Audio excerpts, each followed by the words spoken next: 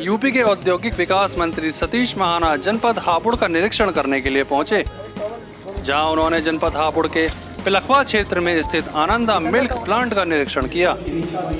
हापुड़ पहुंचे सतीश महाना ने सबसे पहले भगवान कृष्ण की मूर्ति पर माल्यार्पण करते हुए पूजा अर्चना की।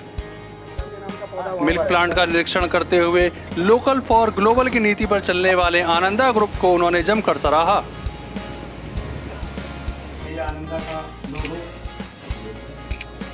ग्रुप द्वारा T3 प्रोजेक्ट लगाए जाने की बात से युवाओं में उत्साह है, जिससे क्षेत्र के विकास के साथ साथ कंपनी का भी विकास होगा।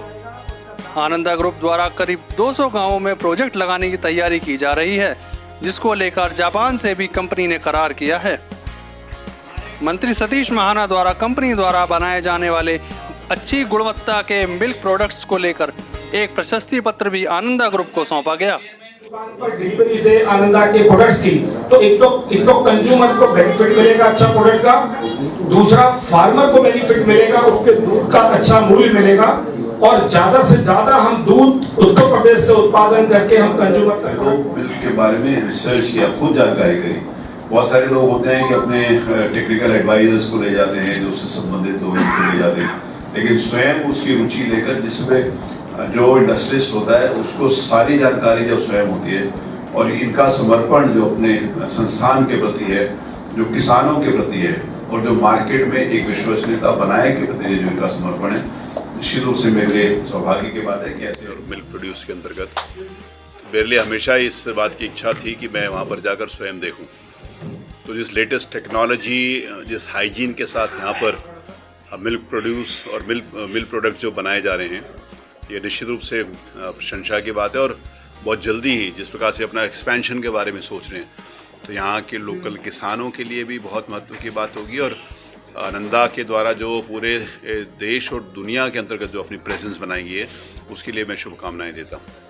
सर, आपने कहा है कि बाराबंकी जो लखनऊ के पास है, वहाँ निवेश के काफी चांसेस हैं, और हापुड़ की बात करें तो मुंबई से लगभग 50 किलोमीटर दूर है। इसके लिए क्या? देखिए, मैं इस बात को कहना चाहता हूँ कि पहले 2017 के पहले इंडस्ट्रीज़ का एक माहौल नहीं था उत्तर प्रदेश में। आज तो बाराबंकी की बात होती है, या नोएडा की बात होती है, या प्रदेश के हर क्षेत्र के अंतर्गत, चाहे पूर्वांचल में फूड प्रोसेसिंग यूनिट्स हों उनकी बात हो, या अलग अलग स्थानों के ऊपर आवश्यकता अनुसार वहाँ की डिमांड, वहाँ की इनकमिंग रॉ मटेरियल के हिसाब से डिमांड हो, एक माहौल बना है कि अब इंडस्ट्रीज उत्तर प्रदेश में आके सुरक्षित है। सौभाग्य से जिस समय 2017 में माननीय मुख्यमंत्री जी के द्वारा और हमारे केंद्रीय नेतृत्व के द्वारा मुझे जिम्मेवारी दी गई थी, तो लोग कहते थे इंडस्ट्री डिपार्टमेंट भी कोई डिपार्टमेंट है क्या, ये तो सब नेग्लेक्टेड डिपार्टमेंट था, डिस्कनेक्ट था सरकार के बीच में, इंडस्ट्री के बीच में। NCR का महत्वपूर्ण पार्ट होने के बाद भी, चाहे वो गौतम बुद्ध नगर के हमारी अथॉरिटीज़ हों, सारी की सारी यहाँ पर भी कोई नहीं आना चाह रहा था। देश और दुनिया के अगर ITS की बात करें तो लोग हैदराबाद जाते थे, बेंगलुरु जाते थे। हमने पहला इन्वेस्टर समिट किया तो मैं वहाँ पर रोड शोज़ करने के लिए गया, हैदराबाद भी गया, बेंगलोर भी गया, मैं चेन्नई भी गया, मुंबई भी गया, अहमदाबाद भी गया, कलकत्ता भी गया, दिल्ली भी गया, जहाँ हर जगह लोगों को आश्चर्य होता था कि यार उत्तर प्रदेश के इंडस्ट्री मिनिस्टर यहाँ पर इंडस्ट्री को बुलाने के लिए, इन्वाइट करने के लिए आए। आज मैं इस बात को बड़े गर्व के साथ कहता हूँ कि अगर विदेशों से कोई इंडस्ट्री लगाने के लिए हिंदुस्तान में उतरता है तो वो दिल्ली में उतरता है। पहले उतरता था चेन्नई में, बेंगलोर में, मुंबई में, अहमदाबाद भी बहुत महत्वपूर्ण डेस्टिनेशन होता था। आज दिल्ली में उतरता है और आधे घंटे में उत्तर प्रदेश आ जाता है। अगले 2.5 सालों में वो उत्तर प्रदेश के ही जेवर एयरपोर्ट उतरकर उत्तर प्रदेश में अपनी इंडस्ट्री लगाएगा। आज इंडस्ट्रियलाइजेशन का एक नया युग की शुरुआत उत्तर प्रदेश में हुई। बड़ी रुकावट किसे मानते हैं, किसान या ओवैसी? नहीं, ओवैसी तो कहीं चर्चा में नहीं है। ओवैसी हमारे लिए रुकावट नहीं है, ओवैसी हमारे लिए मददगार इस नाते से हैं कि उनकी भाषा, उनका विचार इतना दूषित है कि जिसके साथ जुड़ेंगे उसको ज़ीरो कर देंगे। क्योंकि इस देश की जो संस्कृति है वो उस भाषा को भी स्वीकार करने के लिए तैयार नहीं है, उस स्वभाव को भी स्वीकार करने के लिए तैयार नहीं है जो ओवैसी की भाषा और उनका स्वभाव है।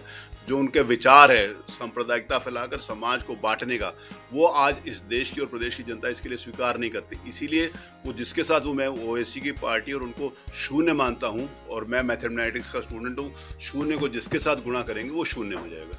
और दूसरी बात, जहाँ तक आपने बोला किसान को मानते हैं, किसान को हम सहायक के रूप में मानते हैं, किसान को हम रुकावट के रूप में नहीं मानते। किसान हमारा सहायक है।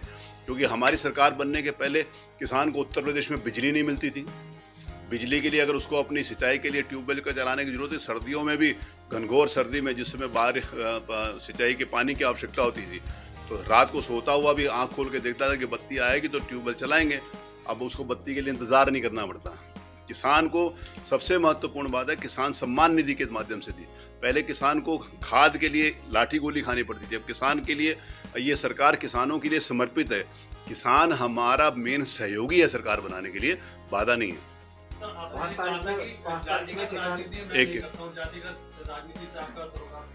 मायावती ब्राह्मणों पर अपना जो निशाना साध रही है, उन्हें साधने की कोशिश है, तो उस तरीके से कितना फर्क? देखिए, मैं उनकी बात, मायावती जी की बात, क्योंकि उनका अन्य राजनीतिक दलों का जो आधार है राजनीति वो केवल जातिवाद है। इस जाति को उस जाति की बात कर दो, जाति की बात करते हैं। सौभाग्य से इस देश की राजनीतिक दिशा और दशा को बदलने का काम इस देश के यशस्वी प्रधानमंत्री ने 2014 में प्रारंभ किया। अब विकास की राजनीति होती है। आज जिस समय बिजली की बात है तो बिजली पूछ कर नहीं जाती कि इस घर में की कौन सी जाति की और कौन सी बिरादरी की और कौन सी राजनीतिक दल के हो, वो नहीं जाती।